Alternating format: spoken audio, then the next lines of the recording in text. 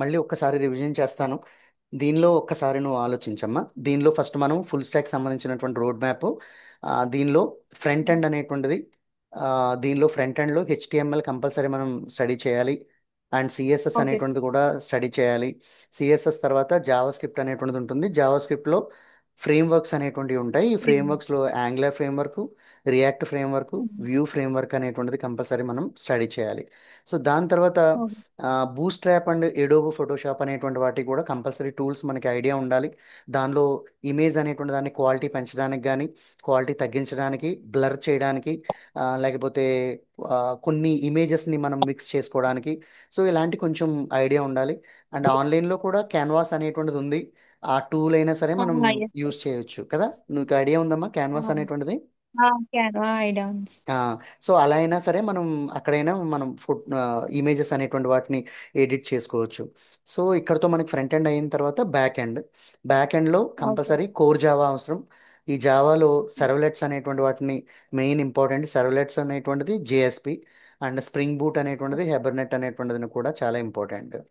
So దీనిలో okay. ఇవన్నీ, ఈ జావా అనేటువంటి దాన్ని మనం ఎగ్జిక్యూట్ చేయడానికి, ఇక్కడ ఉన్నటువంటి కోర్ జావా అనేటువంటి వాటిని మనం ప్రాక్టీస్ చేయడానికి ఐడి చాలా ఇంపార్టెంట్. ఆ ఐడిలో ఎక్లిప్స్ కానీ, విజువల్ స్టూడియోలో కానీ మనం వీటిని ఎగ్జిక్యూట్ చేస్తాం. జావా అనేటువంటి వాటిని కానీ, హెచ్టిఎంఎల్ సంబంధించినటువంటి ప్రోగ్రామ్స్ కూడా మనం విజువల్ స్టూడియోలో మనం రన్ చేయొచ్చు, జావా అండ్ హెచ్టిఎంఎల్ కూడా.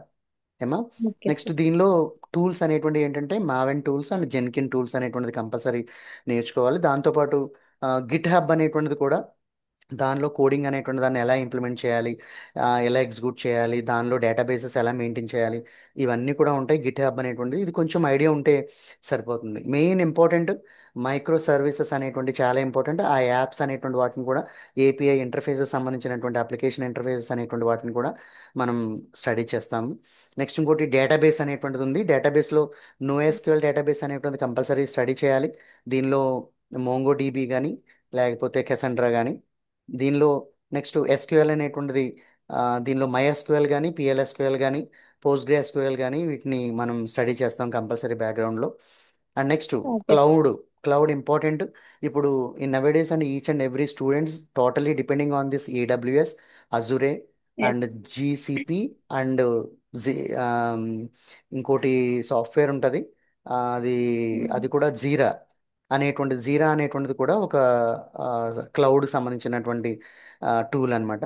సో ఇది కూడా మనం కంపల్సరీ, ఇందులో ఏదో ఒకటి వచ్చి ఉండాలి. అన్నీ వచ్చి ఉండాల్సిన అవసరం లేదు. అజురే కానీ, ఏడబ్ల్యూఎస్ కానీ, జీసీపీ కానీ, జీరా కానీ, ఏదో ఒకటి మనకి ఇందులో ఏదో ఒకటి నేర్చుకుంటే సరిపోతుంది.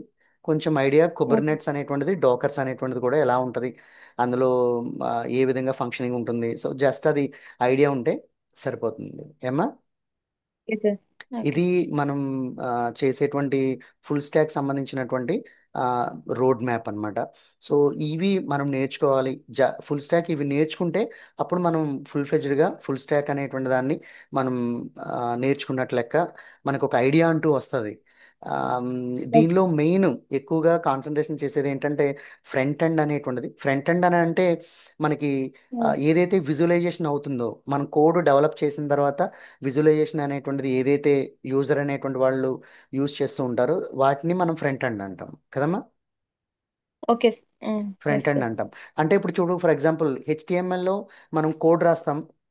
కోడ్ రాసిన తర్వాత దాన్ని ఓకే సార్. మనం విజువలైజేషన్ చేయడానికి బ్రౌజర్స్లో మనం, బ్రౌజర్స్ అంటే ఓకే. గూగుల్ క్రోమ్లో కానీ, మొజిల్లా ఫైర్ ఫాక్స్ కానీ, ఇంటర్నెట్ ఎక్స్ప్లోరర్ కానీ, ఇలాంటి వాటిలో మనం డిస్ప్లే చూస్తాం. సో ఇవన్నీ కూడా ఓకే. ఫ్రంట్ ఎండ్కి సంబంధించినటువంటి అప్లికేషన్స్ అన్నమాట.